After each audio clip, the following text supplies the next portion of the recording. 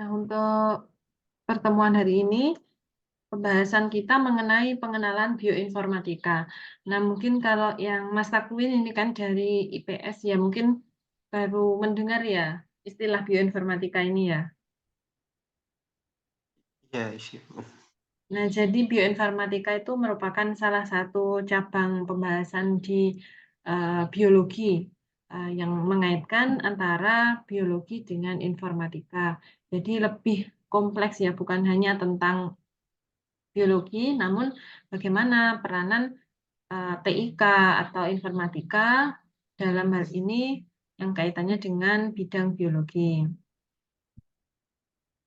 Nah, pertama-tama ini eh, bioinformatika ini memiliki beberapa komponen yang berkaitan dengan biological data, komputer, dan algoritma. Nah, jadi kalau di dalam biologi itu kan Mas Takwin di mata kuliah mungkin biokimia ya, sudah ada biokimia, mikrobiologi, itu kan belajar ya, belajar tentang DNA, RNA, protein gitu kan ya kemarin di mata kuliah yang sudah dipelajari di beberapa semester lalu.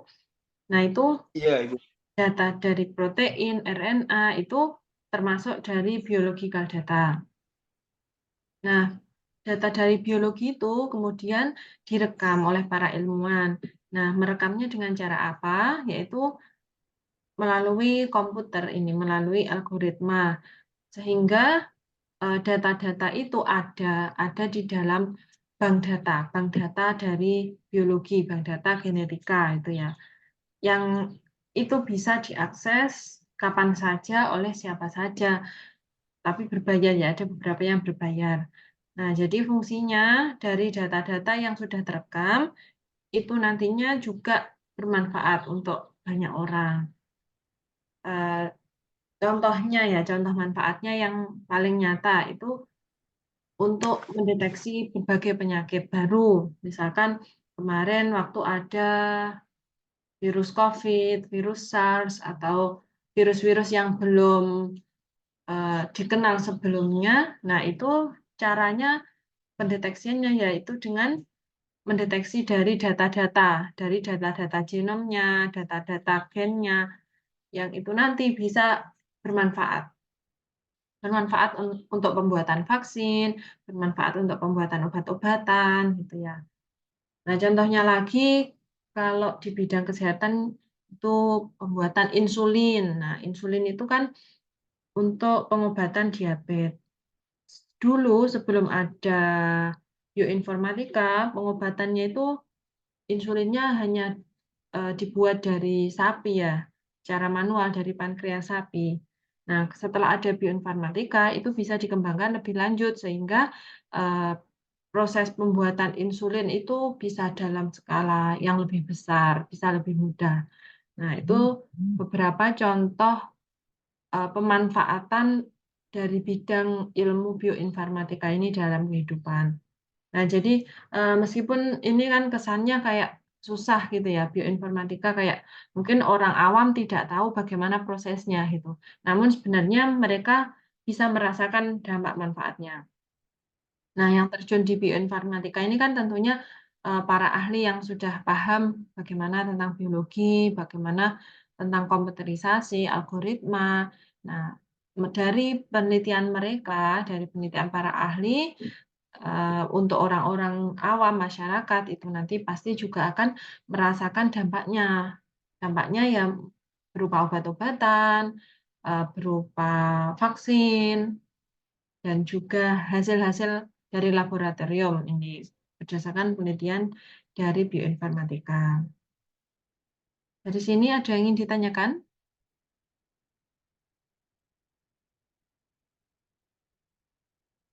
Sudah ada Ibu. gambaran ya, Mas Takwin ya? Gambaran udah ada, Ibu. Soalnya Sudah. Mhm. dikit-dikit. Nah, ini dengar. Mhm. Nah, jadi ya gambarnya seperti itu. Jadi mata kuliah ini tujuannya untuk mengetahui ya gambaran bahwasanya di bidang biologi itu juga ada cabang yang namanya bioinformatika yang nantinya bisa berfungsi untuk kemaslahatan umat gitu. Nah, untuk bidang biokewirausahaan sendiri, nah sebenarnya ini juga bisa dikaitkan ya. Nanti pastinya kalau ada produk-produk yang seperti obat-obatan atau vaksin itu hasil dari bioinformatika ini tentunya kan eh, juga ada yang dipasarkan ya, meskipun mungkin bukan kita ya, itu nanti juga dikaitkan dengan biokewirausahaan ini. Dan sebenarnya tidak hanya yang obat-obatan itu ya, mungkin yang dari cloning gen itu juga kaitan sama bioinformatika. Lalu kayak misalkan sekarang kan produk-produk kayak mungkin apa itu semangka, semangka tanpa biji, itu kan juga pasti kaitannya dengan eh, genetik ya, semangka tanpa biji. Lalu ada beras yang mungkin anti hama dan mungkin nanti masih terus dikembangkan yang bermanfaat untuk manusia. Nah, ini untuk penjelasan lebih lanjut, untuk definisi, bioinformatika adalah ilmu yang mempelajari penerapan teknik komputasional untuk mengelola dan menganalisis informasi biologis. Bidang ini mencakup penerapan metode matematika, statistika, informatika, fisika, biologi, dan ilmu kedokteran untuk memecahkan masalah biologis, terutama dengan menggunakan sekuens DNA dan asam amino serta informasi yang berkaitan dengannya. Nah, jadi memang datanya ini sangat kecil gitu ya kan, yang dilihat adalah sekuens DNA-nya dan asam amino. Nah, jadi ini tentunya harus di laboratorium khusus. Nah, contoh topik utama bidang ini meliputi basis data untuk mengelola informasi biologis, penyejajaran sekuens, prediksi struktur untuk meramalkan bentuk struktur protein maupun struktur sekunder RNA, analisis filogenetik, analisis ekspresi gen. Nah, ini mungkin kan yang struktur protein ini sudah dipelajari di mata kuliah yang lalu ya. Nah, untuk protein ini kan ada strukturnya ya, DNA, RNA itu ada strukturnya. Sebenarnya itu buatan dari para ahli bioinformatika ini ya. Jadi kalau di dalam tubuh kita sendiri itu ya, ya proteinnya ya enggak gitu-gitu amat. Itu sudah direkayasa supaya memudahkan para awam memahaminya. Jadi dibentuk gambaran dari struktur protein atau diramal ya struktur RNA-nya gitu. Selain itu, untuk analisis filogenetik. Analisis filogenetik ini analisis garis keturunan ya. Jadi kayak pohon keluarga itulah ya. Untuk mengetahui silsilah keluarga, misalkan dulu kalau saya di biologi itu ada pengamatan ya di Eco Green Park, itu kan banyak hewan-hewan, ada reptil, ada burung, terus misalkan ada jenis ikan. Nah, itu dianalisis dari ciri-cirinya yang kemudian dimasukkan ke data di Microsoft Excel kalau simpelnya gitu ya. Dimasukkan ke data, lalu nanti dari data tersebut ada hitungannya, terus dianalisis. Hewan ini dekat kekeluargaannya dengan ini, dengan hewan A, dekat dengan B atau dengan C gitu. Nah, ini bermanfaat untuk menganalisis kekerabatan ya. Ya di hewan juga bermanfaat, terus mungkin di tumbuhan atau di manusia. Nah, analisis filogenetik ini juga penting. Lalu analisis ekspresi gen itu. Ini selanjutnya, pendahuluan bioinformatika merupakan ilmu terapan yang lahir dari perkembangan teknologi informasi di bidang molekuler. Pembahasan di bidang bioinformatika ini tidak terlepas dari perkembangan biologi molekuler modern. Salah satunya peningkatan pemahaman manusia dalam bidang genomik yang terdapat dalam molekul DNA. Nah, jadi karena semakin berkembangnya ilmu, maka data-data yang berkaitan dengan DNA RNA itu disimpan ya menyimpannya di komputer supaya tidak hilang ya di website gitu ya, di www itu, di website sehingga bisa dianalisis. Nah, latar belakangnya mengapa ada cabang ilmu bioinformatika, yaitu dilatar belakangi oleh ledakan data atau data explosion, observasi biologi sebagai hasil yang dicapai dari kemajuan bioteknologi. Contohnya adalah pertumbuhan pesat database DNA pada GenBank. GenBank adalah database utama dalam biologi molekuler yang dikelola oleh NCBI. Nah, ini ya, jadi data-data dari DNA itu semakin banyak. Semakin banyak ini bisa dilihat dari tahun 1994 sampai 2006 ini terus meningkat, bahkan mungkin sekarang juga terus meningkat. Nah, makanya itu ada akhirnya ada data di dunia ya untuk mengumpulkan seluruh data ini ya. Nantinya bisa digunakan untuk analisis. Nah, kemampuan untuk memahami dan memanipulasi kode genetik DNA ini sangat didukung oleh teknologi informasi melalui perkembangan hardware and software. Nah, perkembangan TIK itu dimanfaatkan untuk menyimpan data-data biologi. Contohnya dapat dilihat pada upaya Celera Genomics, perusahaan bioteknologi Amerika Serikat yang melakukan pembacaan sekuen genom manusia yang secara maksimal memanfaatkan teknologi informasi sehingga bisa melakukan pekerjaannya dalam waktu yang singkat. Nah, ini bisa dilihat dari teknologi AI itu ya. Ini bioinformatika ini juga memanfaatkan AI itu. Kan mungkin sekarang banyak yang menggunakan AI yaitu untuk eh, mengerjakan tugas atau untuk mencari informasi. Nah, jadi bioinformatika ini juga memanfaatkan itu teknologi itu.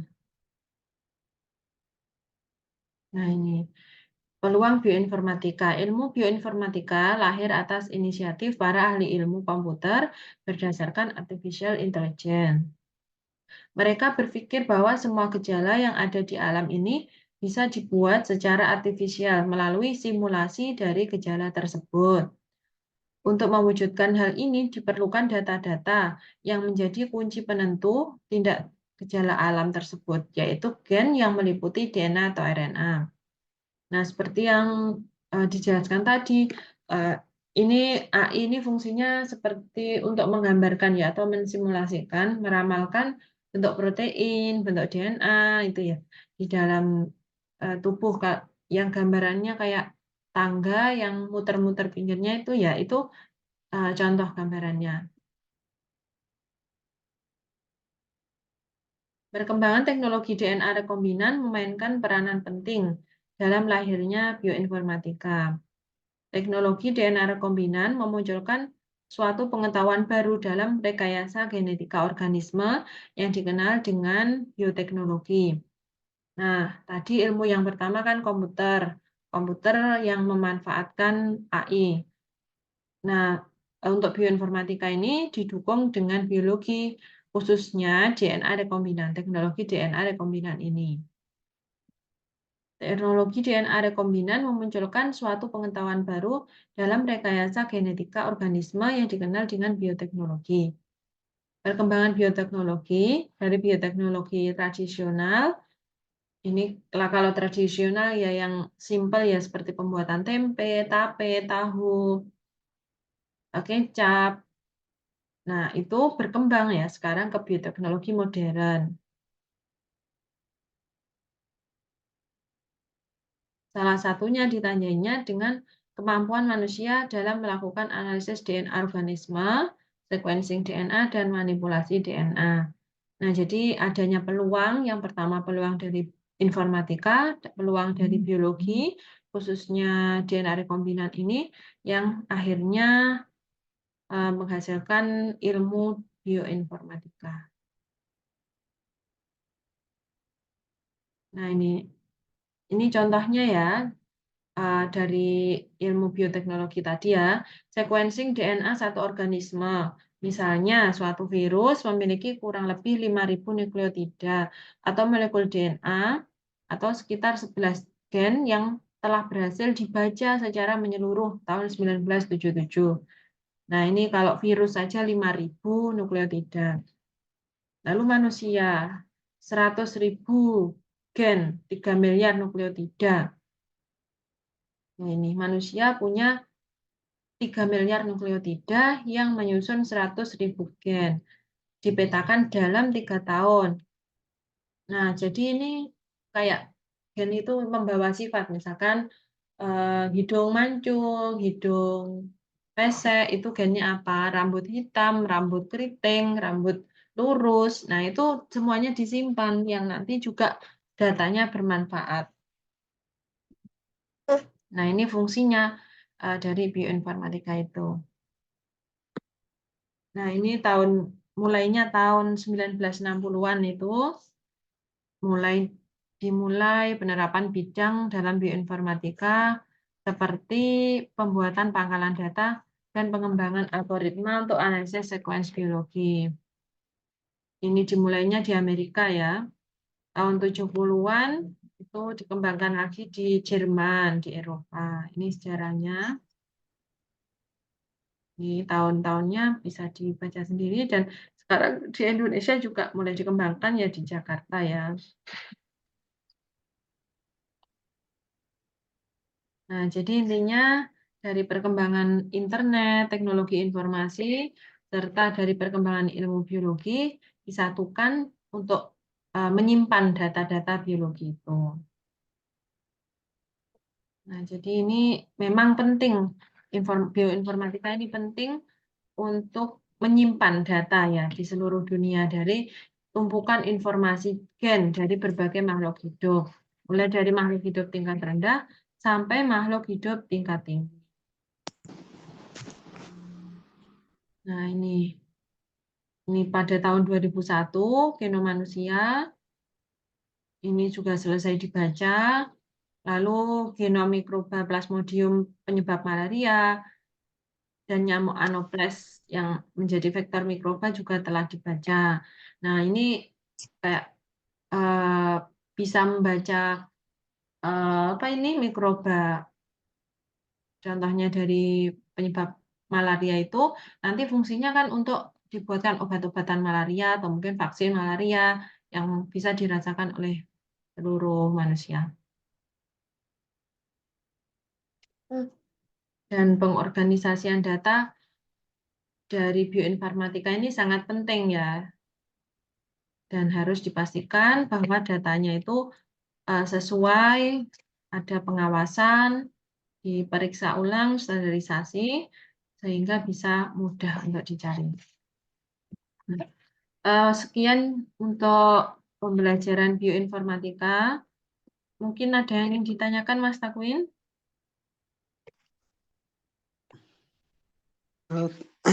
Ada satu Ibu.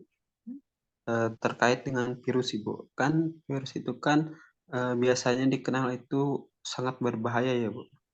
Ya. Virus.